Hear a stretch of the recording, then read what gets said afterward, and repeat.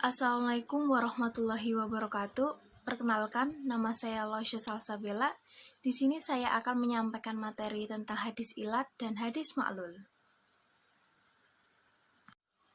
Definisi ilat dan hadis ma'lul. Ilat secara bahasa memiliki beberapa makna, antara lain sakit, melenakan seseorang dengan sesuatu, dan meminumi berkali-kali. Sedangkan dari segi etimologi, ilat digunakan oleh kalangan ahli hadis atau al-muhadditsun dalam sejumlah pengertian.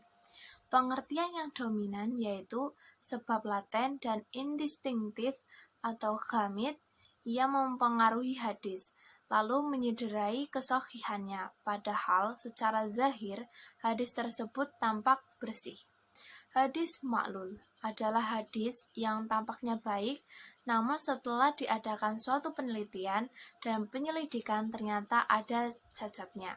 Hal ini terjadi karena salah sangka dari rawinya dengan menganggap bahwa sanadnya bersambung, padahal tidak. Hal ini hanya bisa diketahui oleh orang-orang yang ahli hadis. Sejarah perkembangan teori dan ilmu ilat. Sebagai sebuah istilah yang kemudian melahirkan disiplin ilmu, ilat tentu saja memiliki sejarah permulaan. Akan tetapi, belum diketahui secara pasti siapa yang pertama kali menggunakan istilah tersebut. Kendati sudah dikenal luas di kalangan ahli hadis sejak masa Syu'bah, Yahya ibnu Sa'id al-Qatha, dan Abdurrahman ibnu Mahdi, hal ini bisa dipahami mengingat pengetahuan tentang teori ini hanya dikuasai oleh sedikit kalangan yang memiliki pemahaman yang brilian, hafalan yang kuat, dan wawasan yang luas mengenai kondisi-kondisi sanad, matan, dan status para periwayat.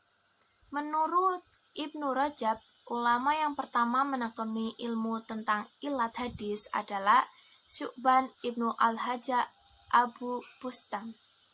Generasi selanjutnya adalah Yahya ibnu Sa'id al-Qatha. Dialah yang pertama kali menulis kitab ilat. Pada periode berikutnya, kajian tentang ilat hadis dilanjutkan oleh muridnya, yakni Yahya ibnu Ma'in, Ibnu al-Madini, dan Ahmad ibnu Hanbal. Selain ulama tersebut, masih banyak ulama lain yang telah melakukan kajian ini, antara lain Ibnu Abi Hatim, Al-Khalal, Imam Muslim, Ali ibnu Amr al-Daruqutni, Muhammad ibnu Abdillah al-Hakim, dan Abu Ali Hasan ibnu Muhammad al-Zujaji. Ilmu ini membahas hal-hal berkaitan sebab-sebab laten dan samar dari segi implikasinya dalam menyederai kesohihan hadis. Ilmu ini juga merupakan tindak lanjut dari proses penelitian hadis yang sudah ada. Fokus kajiannya adalah pada pembuktian kesohihan hadis dilihat dari aspek ada atau tidak adanya ilat, baik yang qadhiha atau merusak kesohihan atau ghairu qadhiha atau tidak merusak kesohihan di dalamnya, atau merupakan verifikasi ulang terhadap hadis yang sudah tampak sahih. Lebih lanjut, Al-Asqalani menyatakan bahwa ilmu ini merupakan jenis disiplin ilmu hadis yang paling samar dan paling rumit, serta tidak ada yang mengaksesnya kecuali orang yang dianugerahi oleh Allah pemahaman yang tajam, kapabilitas yang luas, dan pengetahuan yang sempurna mengenai tingkatan-tingkatan periwayat dan kompetensi yang mumpuni mengenai sanad dan matan. Jenis-jenis ilat dalam hadis. Ada beberapa jenis kecacatan di dalam hadis. Yang pertama, misalnya hadis yang mahfuz dari sahabat, tetapi pada jalur terdapat periwayatan dua orang atau lebih dari dua negeri yang berbeda. Seperti orang Madinah dari orang Kufa yang jika mereka meriwayatkan hadis, mereka tergelincir dalam periwayatan. Yang kedua, periwayat meriwayatkan hadis dari seseorang yang dikenal dan mendengar hadis darinya. Tetapi ada hadis-hadis tertentu yang ia tidak dengarnya. apabila ia meriwayatkan hadis-hadis tersebut tanpa perantara atau periwayat lain, maka terjadilah ilat. Yang ketiga, adanya perbedaan dalam penamaan syekh atau majhul. Yang keempat, hadis mursal berdasarkan adanya keterangan dari riwayat syiqat muhfaz. Yang kelima, terjadi wam dengan nyata pada tingkatan tabi'in. Yang keenam, hadis riwayatan anah dan jatuh salah seseorang rijalnya yang kemudian diketahui setelah mendapatkan pada jalur lain yang mahfuz.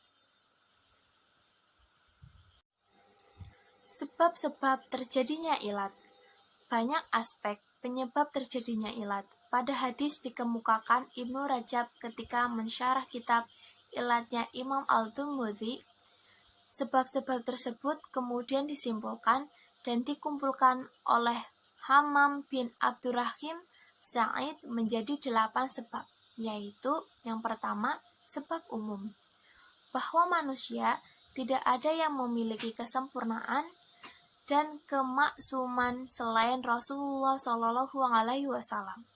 Pada dasarnya manusia bisa benar, bisa salah, bisa ingat, bisa juga lupa, bisa teliti, bisa juga lalai.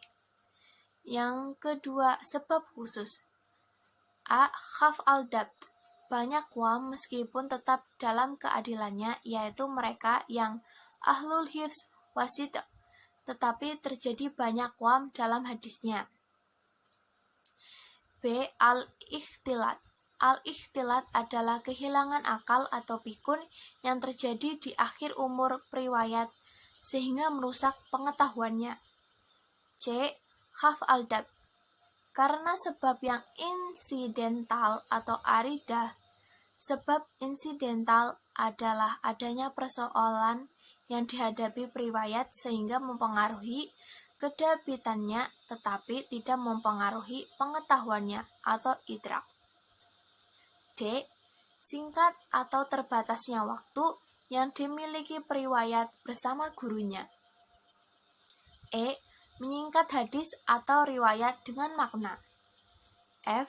Terjadinya tadlis periwayat yang siqat, termasuk ilat hadis yang diungkap pengkritik hadis adalah terputusnya sanad atau tadlis isnad atau riwayat dari seorang yang bukan namanya atau bukan khunniyahnya atau tadlis syuyuk. G. Riwayat dari orang yang majruh dan lemah tidak diragukan. Adapun metode dan langkah-langkah yang ditempuh kalangan ahli hadis dalam mengetahui ilat-ilat hadis adalah: yang pertama, menghimpun seluruh jalur periwayatan. Yang kedua, meneliti keragamaan para periwayat dan menimbang-nimbang tingkat kedabitan dan akurasi mereka.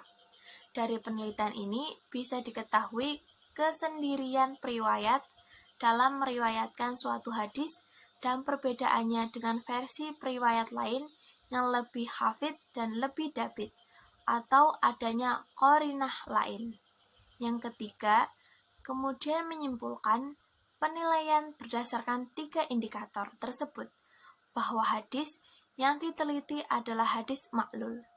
Jika peneliti ragu-ragu, maka ia bisa mengambil sikap abstain atau tidak memberikan vonis atau sahih tidaknya hadis tersebut, kendati zahirnya bersih dari ilat.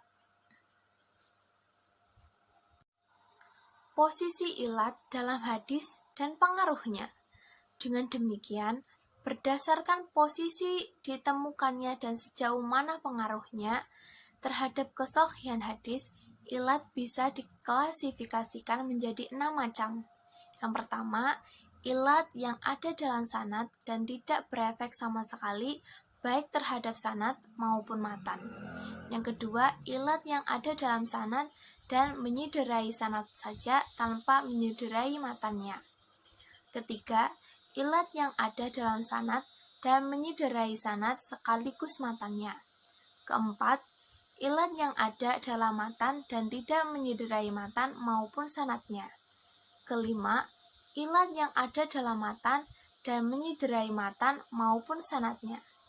Keenam, ilat yang ada dalam matan dan hanya menyederai matannya, tidak menyederai sanadnya.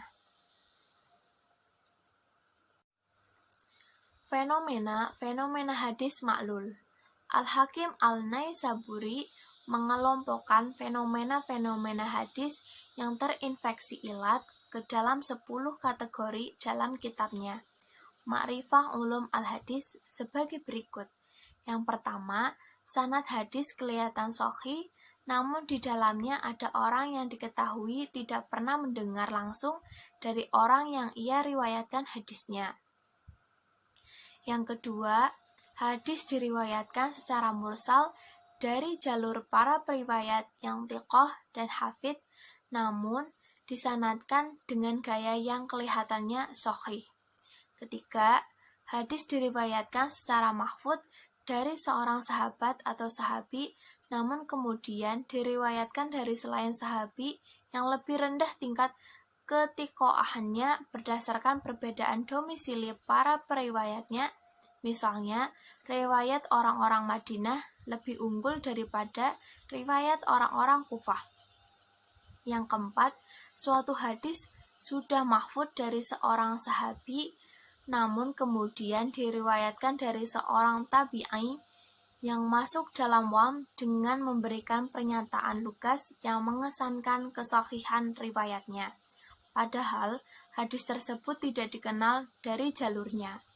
Yang kelima, suatu hadis diriwayatkan dengan model an-anah, namun ada satu periwayat yang digugurkan.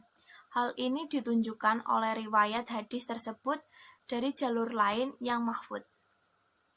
Yang keenam, adanya perbedaan versi dalam menyebut seseorang pada rangkaian sanad, sementara dalam versi lain ia sudah diriwayatkan secara mahfudz darinya. Yang ketujuh, adanya perbedaan versi dalam menyebut nama guru atau menganonimkannya. Kedelapan, periwayat menjumpai seseorang dan mendengarkan hadis darinya, namun ia tidak mendengar beberapa hadis tertentu darinya.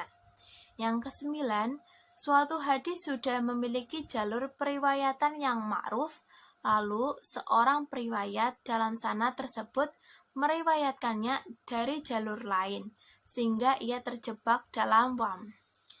Yang ke-10, suatu hadis di satu sisi diriwayatkan secara marfu' dan di sisi lain diriwayatkan secara mauquf.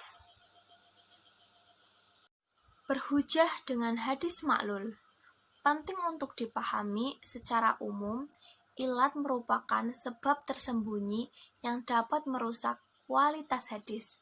Selain itu, tidak jarang ilat yang diungkapkan para ulama hadis termasuk dalam kategori ghairu qadhiha atau tidak mencederai kesahihan, sehingga tidak menjadikan hadis tersebut tertolak, baik dari sisi sanad maupun matannya. Ketika yang diungkapkan adalah ilat qadhiha atau yang mencederai, itu pun masih terbagi dalam beberapa kategori. Ada yang mencederai sanad saja tanpa mencederai matan, ada yang sebaliknya. Ada juga yang mencederai keduanya. Oleh karena itu, diperlukan kebijaksanaan dan kehati-hatian dalam menyikapi hadis ma'lul. Fenomena tersebut bisa kita jadikan acuan untuk menjawab pertanyaan terkait bagaimana berhujah dengan hadis ma'lul. Demikian penyampaian materi dari saya, semoga bisa sedikit bermanfaat untuk kita semua. Kurang lebihnya mohon maaf. Wassalamualaikum warahmatullahi wabarakatuh.